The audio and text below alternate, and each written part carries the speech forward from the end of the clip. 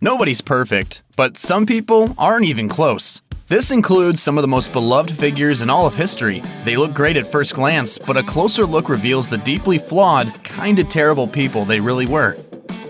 Gandhi. Mahatma Gandhi, probably one of the 10 most peaceful men of all time, had a much bigger problem than the British ruling India. According to Gandhi biographer Jad Adams, Gandhi was actually a sex addict. He even left his dying father's side just to have sex with his wife. He was 15 at the time, she was 16, and the grief of abandoning his father caused him to abandon lustful love forever. Kind of. It is time you left.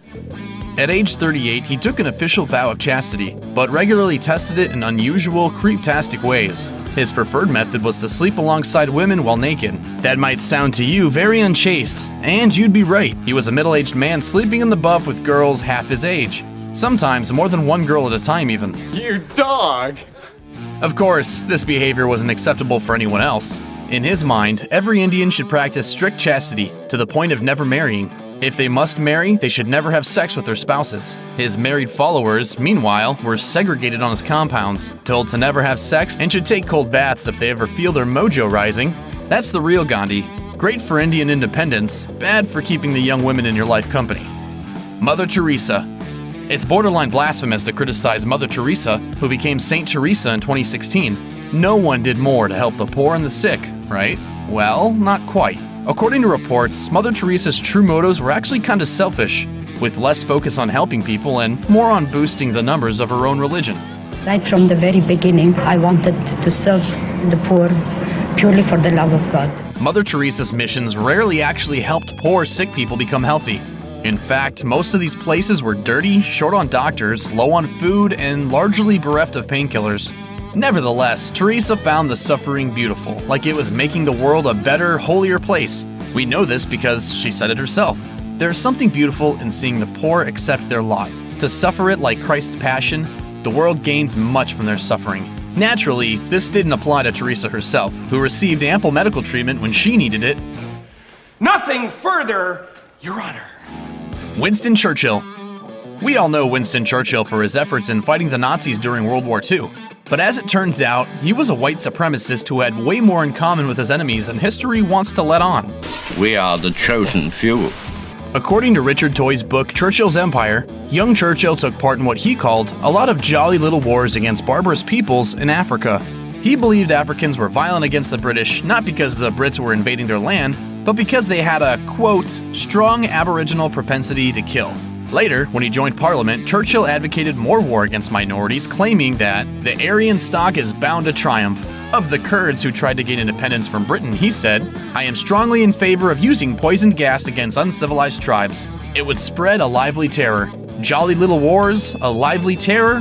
Who knew Churchill spoke exactly like a 1980s cartoon villain? Oh no, Thundercat!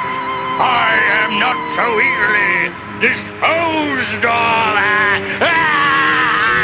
Churchill also wasn't a fan of Gandhi's effort to rid India of British rule, admitting, "I hate Indians. They are a beastly people with a beastly religion." He didn't mellow out as he got older either. In 1943, in between rousing speeches about never surrendering, he refused to help India survive a severe famine that ultimately killed around 3 million people. Churchill blamed the Indians, saying it was all their fault for breeding like rabbits. No wonder President Obama didn't want that man's bust in the White House. All of you will be damned.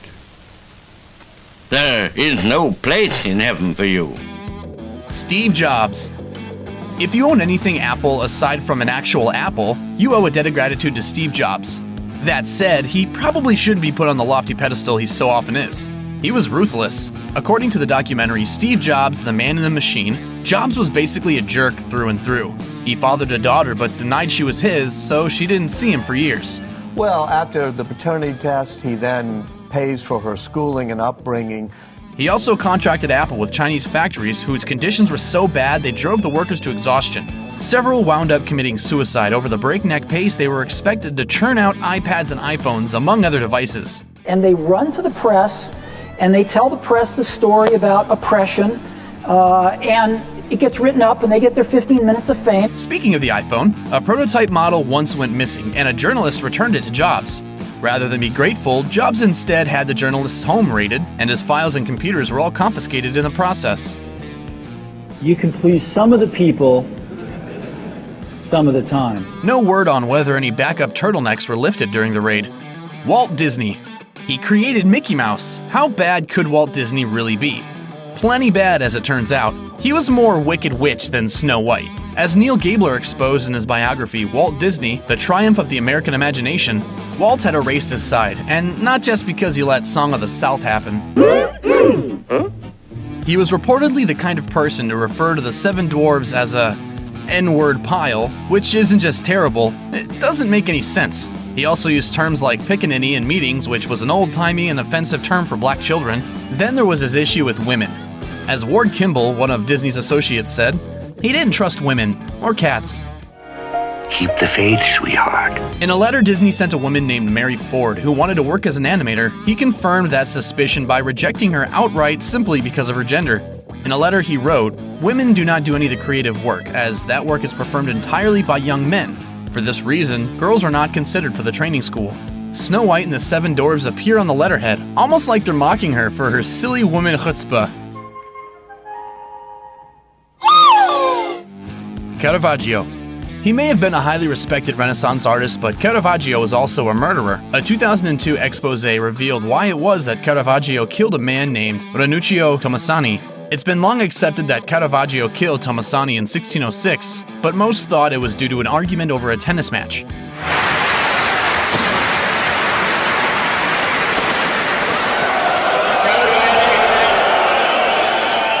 According to new evidence, however, the issue wasn't Caravaggio being a bad sport, it was a woman, specifically a prostitute.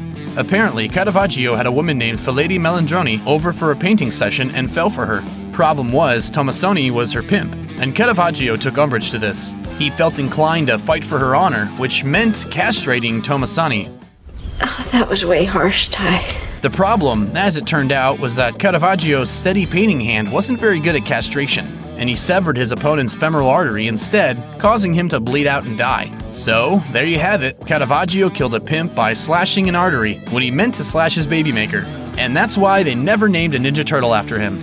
Hello, cruel world. Aristotle. The great Greek philosopher Aristotle was a wise man for sure, but when it came to women, he was like a lot of other ancient philosophers. A total misogynist who pretty much had zero idea what they were talking about. Philosophize with them. All we are is dust in the wind, dude. According to Charlotte Witt's essay, Feminist History of Philosophy, Aristotle held views of women that went beyond typical sexism. In his mind, women were hardly even human beings. At best, they were deformed men. For some reason, he decided that women have fewer teeth than men, rendering them incomplete, which obviously isn't true. And even though they give birth, they contribute only matter and not form to the generation of offspring. In other words, they birth a kid, but only men can shape them into actual human beings. Of course, that can only happen if the child is a man because, and these are his direct words, a woman is perhaps an inferior being. It seems like there was no perhaps about it in his mind, however, because he was just a jerk like that. Shut it down!